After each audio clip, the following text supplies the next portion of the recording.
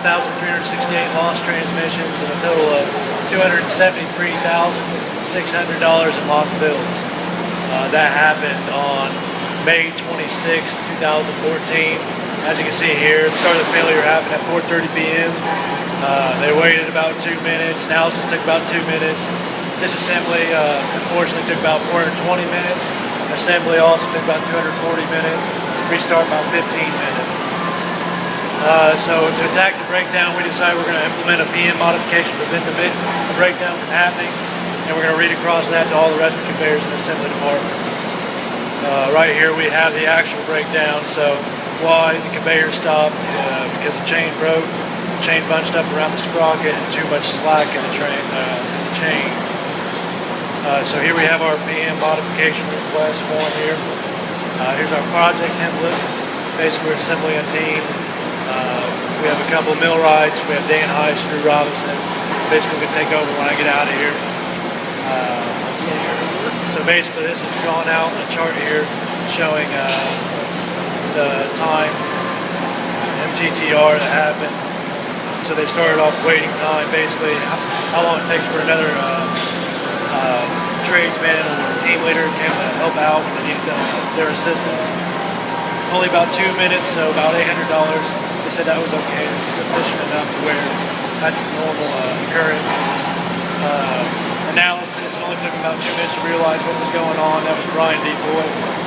He immediately saw the conveyor chain was bunched up, so we said that was okay at about dollar amount.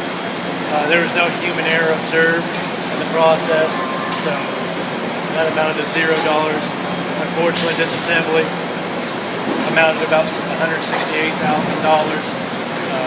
TTR, so that's what we're going to eventually attack over here. Didn't take them any time to find parts because as they were disassembling, Bob Trotman found the parts for them, had them ready for them to install. Assembly unfortunately took about 240 minutes here as it shows, so about $96,000 lost there. Restart took about 15 minutes, which seemed to be okay. That's make sure the line's running perfectly and no issues after that. And then 5 minutes was the response time for the millwrights to get over here and start working on it. So basically here we're going to attack MTTR. We're going to do a 4M analysis. There are multiple root causes on the disassembly.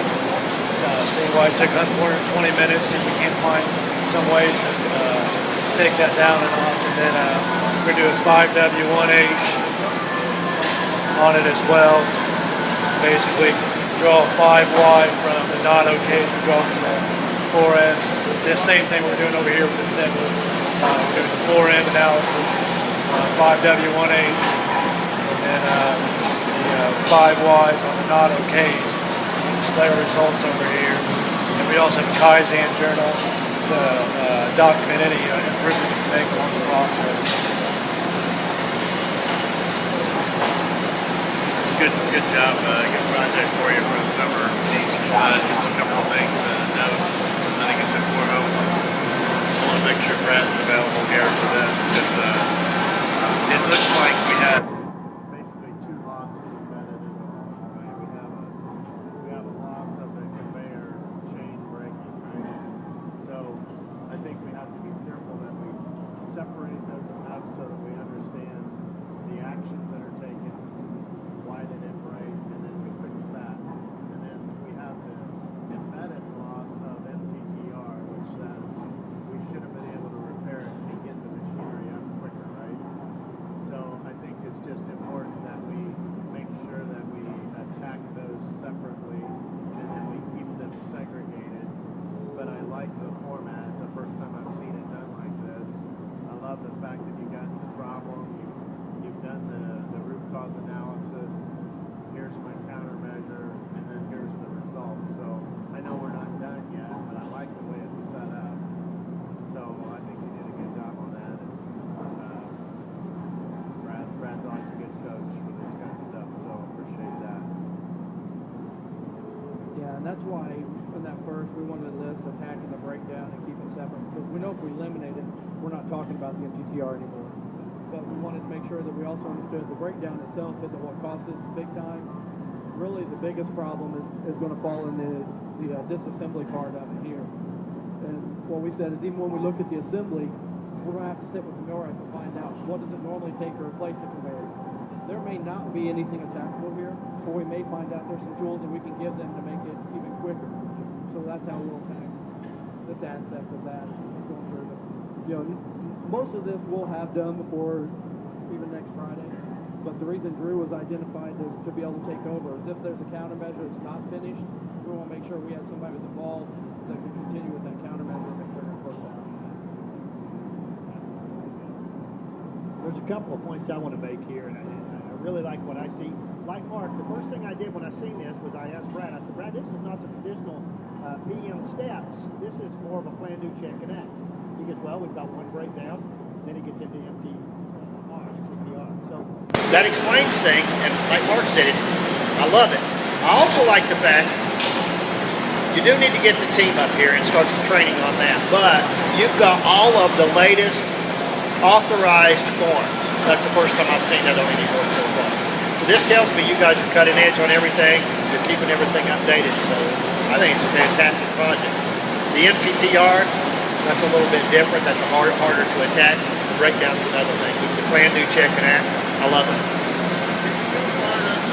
Why, Brad? Because it says too much slack in the chain. What causes that? Lack of PM. I mean, really it's just stretch natural wear. And there should be a PM in place. Nick's actually pulled the PMs. I pulled the PMs because we both kept hearing there were PMs that may have just been inactive. And on this particular stretch of train, there's nothing. So we know it's not just going to be a modification as much as it's going to be an adding a PM to take care of the conveyor.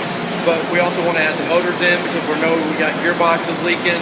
So we're going to take every aspect of those components and address it here for these. So there'll be multiple Kaizens and PM modifications here. And then making sure we address this part. So I think right now getting to the chain stretch is okay because we understand that's part of the natural process.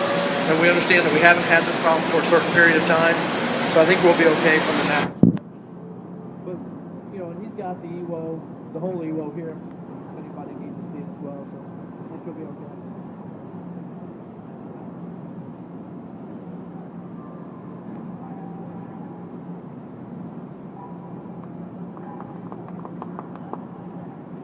Byron and Jill would be so proud of their boy.